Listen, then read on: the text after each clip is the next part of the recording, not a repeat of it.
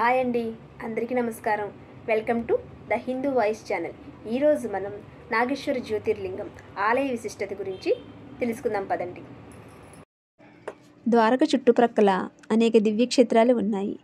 అలాగే ద్వారక నుంచి 16 కిలోమీటర్ల దూరంలో నాగేశ్వర జ్యోతిర్లింగం ఉంది. మేమైతే జ్యోతిర్లింగానికి వెళ్ళడానికి ఆటో మాట్లాడుకున్నాము. 500 తీసుకున్నారు రాను పోను. నాగేశ్వర జ్యోతిర్లింగ ఆలయ చరిత్ర గురించి ఇప్పుడు మనం తెలుసుకుందాం. ఇక్కడ ప్రధాన పురాణ కథనం ప్రకారం దారుక అనే రాక్షసుడు తన భార్య దారుకితో కలిసి ఈ ప్రాంతంలో నివసించేవాడు. ఆయన భయంకరమైన రాక్షసరాజు. ఆయన నుండి ప్రజలను రక్షించడానికి శివుడు జ్యోతిర్లింగ రూపంలో నాగేశ్వరునిగా ప్రత్యక్షమయ్యాడు. నాగేశ్వర జ్యోతిర్లింగ ఆలయాన్ని పాండవులు నిర్మించినట్లు పురాణాలు చెబుతున్నాయి.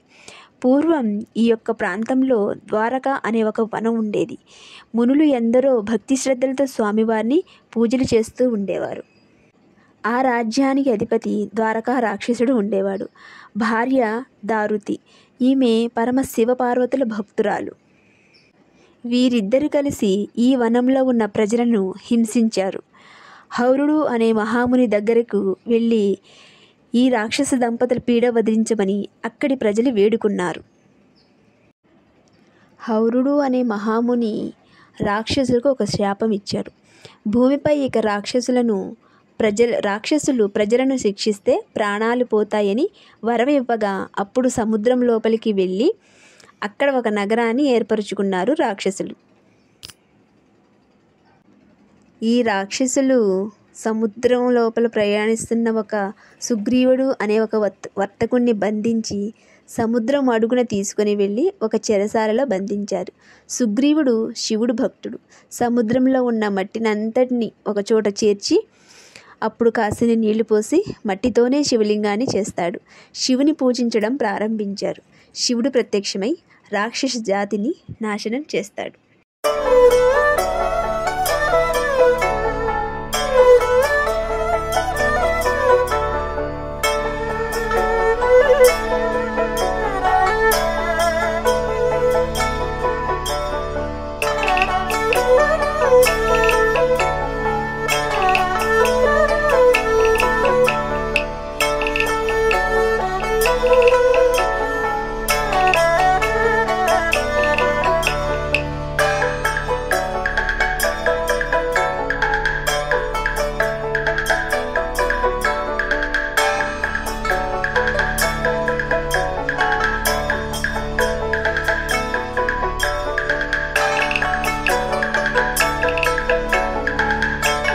ఇదిగోండి, ఇక్కడ కనిపిస్తున్నదే నాగేశ్వర జ్యోతిర్లింగం.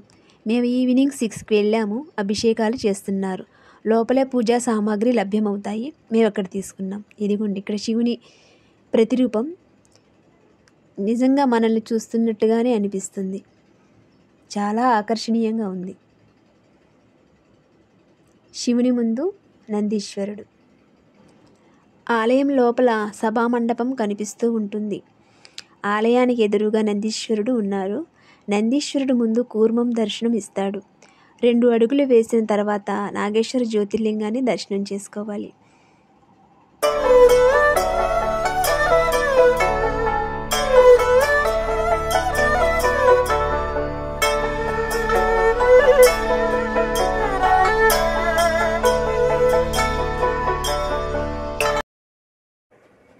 ఈ కనిపిస్తున్నదే నాగేశ్వర జ్యోతిర్లింగం. దర్శనం చేసుకోండి. మరోవైపు 4 హస్తాలతో త్రిశూలధారిణి అయిన దుర్గామాత మనకి దర్శనమిస్తుంది.